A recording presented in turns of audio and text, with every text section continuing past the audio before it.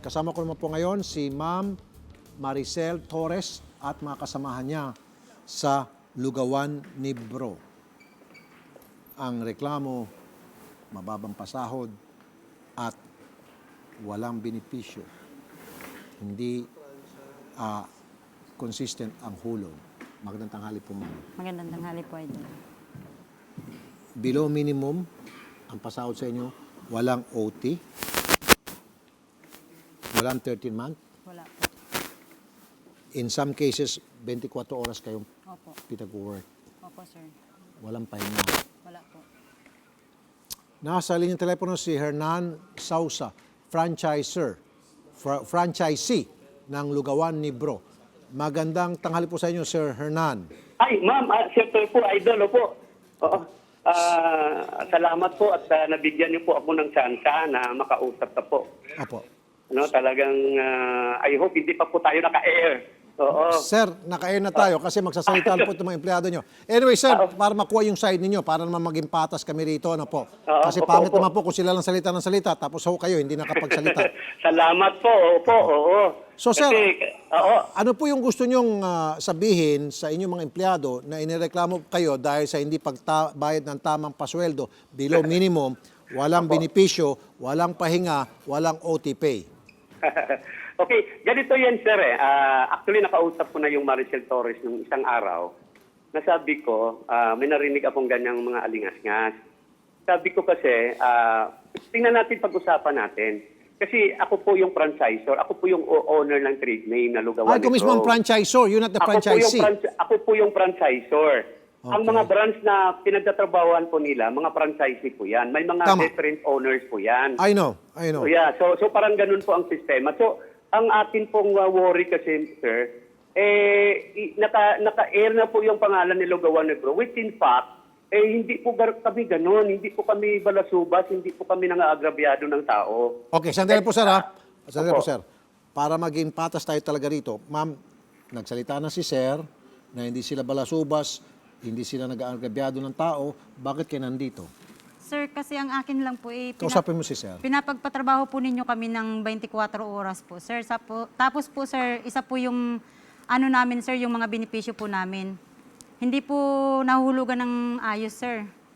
Tulad po ng akin, ang last nahulog po sa SSS ko ay July 2018.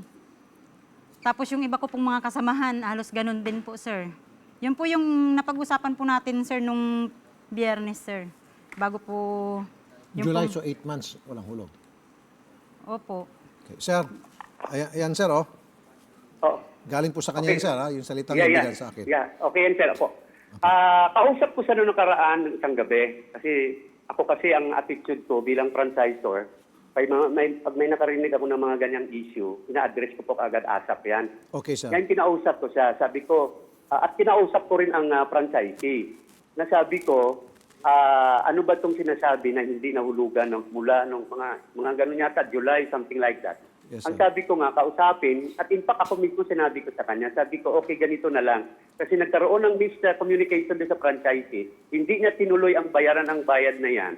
Sabi ko, kung pwede, bayaran na yung kulang, kung ano man yung hindi na bayaran, din kung ano ang pwede tatanggapin ng SSS, bayaran. Yun na po ang arrangement namin. Yun na po ang sinabi ko rin doon sa franchisee. Sabi ko, ang policy ng franchisor, dapat yan overboard. Maliit man tayong negosyo, parang mga under Bambi po kasi kami, barangay microbusiness.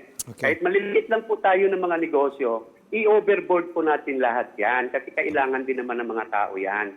Ganun po yung policy kasi karamihan po ang iba mga brands po nagpo-comply naman po eh. Kaya nga kinausap ko na rin ng na kausapin mo na yan kung ano ang kulang, bayaran. Kung anong pwede pa ipasok, pasukan nyo na yan. Then ituloy-tuloy na ninyo pasok. Alright. So in short, sir, kailan may bibigay sa kanila yung mga utang ng kumpanya pagdating po sa OT at pagdating po sa 13-month pay?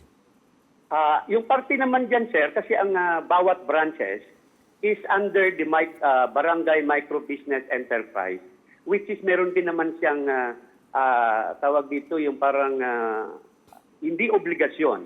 Ang two major kasi na benepisyo naman ng maliliit na mga namumuhunan, yung Bambi hindi siya required na magbayad ng exempted siya sa annual income tax. At the same time, hindi siya required na magbayad ng minimum. Kasi kung magbabayad pa ng minimum and add on all the benefits, baka hindi na ho yan mag-survive. So, kumbaga sa makikita naman po ng mga tao Sir, na yan. sandali lang po, sir. Sandali lang po, sir. Opo. Sandali lang, sir. Ang ibig nyo sabihin, binuo po yung barangay micro business para bigyan ng lisensya ang maliliit na mga negosyante makapang-api sa mga manggagawa.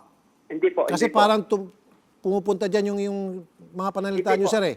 Hindi po. Tulad po nila, sir, patapos nyo ako, sir. Kanina po kayo nagsalita. Sorry po, sir. Pinagtatrabaho silang 24 hours. Wala ho silang benepisyo.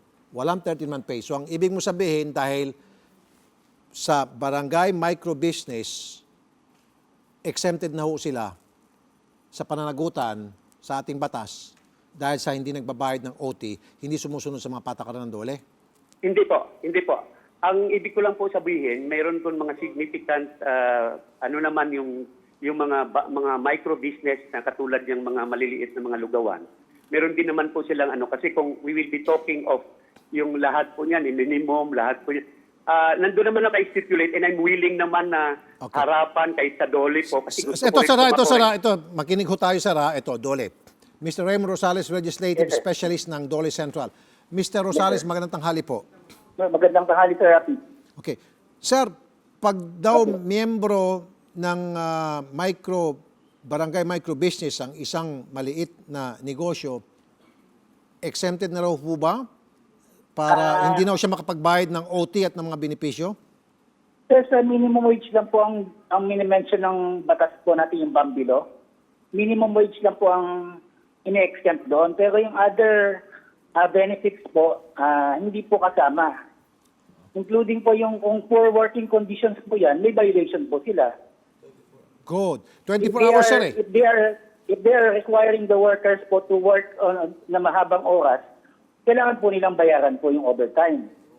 Kasi ang sinasabi po ng Bambilo is exempted lang po sila doon sa minimum wage para supportahan po yung ating mga small and micro business enterprise. How about po sa Pero 13-month pay, sir, at saka yung mga benefits, SSS Ay, Pilang hindi Pag-ibig? po kasama yung 13-month pay o minimum wage lang po.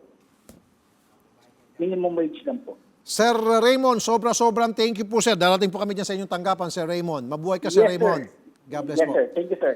Mr. Sosa, Yes po. okay, doon lang po kayo exempted sa minimum wage. Okay, pero sa pagbigay ho ng benepisyo at pagbayad po ng OT, hindi ho kayo exempted doon. Sige po, willing po akong doon sa tamang, halimbawa yung DOLE na yan, din para maklaro ko rin. Okay. Then mailagay ko po sa tamang kalalagyan yung mga franchisee po na yan. Kasi Ayun. kanya-kanya po yan, oo. Aayusin po namin yan kung anong sasabihin sa amin ng DOLE and everything.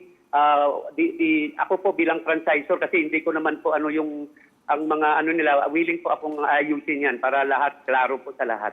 Sige po. Wala po akong opposition dyan, sir. I'm willing na ayusin yan lahat kasi alam mo, mag-i-emote lang ako, sir, konti. Sige po, no? sir. Kung if you will allow, no? Sige po, sir. Sabi ko nga, we started with the backyard business. Maliit po na lugawan sa kanto. Then unti-unti po siya nang umunlad, gumanda. Then ngayon nga po, ang akin pong policy is overboard po yan lahat. Then yun na nga, kung ano po yung kulang namin doon sa Bambi application na yan, no, pwede po yan pag-usapan ang mga technicalities of it. Willing po ako bilang owner po ng trade name po. Yung pinaka-trade name lang po ang akin diyan.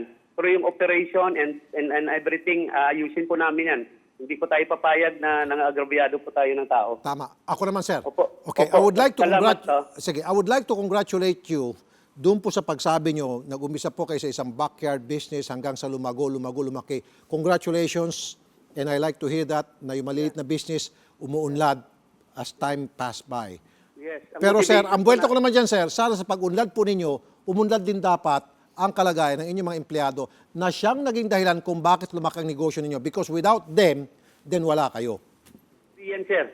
At alam ko po, may mga tao din na magka-testify na marami po silang nakatulong po sa kanila ng malaki. Kahit doon sa maliit lang na pamamaraan ng mga branches po na yan ay nakakatulong po sila.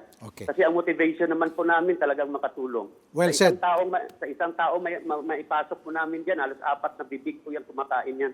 Okay. So, okay po sa akin yan. We could harap kahit kasama po kayo, Sir Tulfo, para ma-meet naman kita. Okay po sa akin yan. And titingnan ko po kung ano po ang aming pwedeng pag-usapan at maging maayos po lahat yan. Ayaw ko Sige. pong naninegosyo, no? May ganun pong ano eh. Mr. Overboard po tayo. Mr. Hernan Sosa, maraming salamat po sa time na binigyan mo sa amin. Salamat. Opo. Okay, so ma'am, pupunta tayo sa Dole, magharap-harapin namin kayo by Friday at doon magkwentahan na kayo at mabayaran na kayo by Monday o Pati po Tuesday. yung sa... Lahat na. Okay? Sige po. Salamat po sa pagpunta. Salamat po, sir. Magandang hapon po.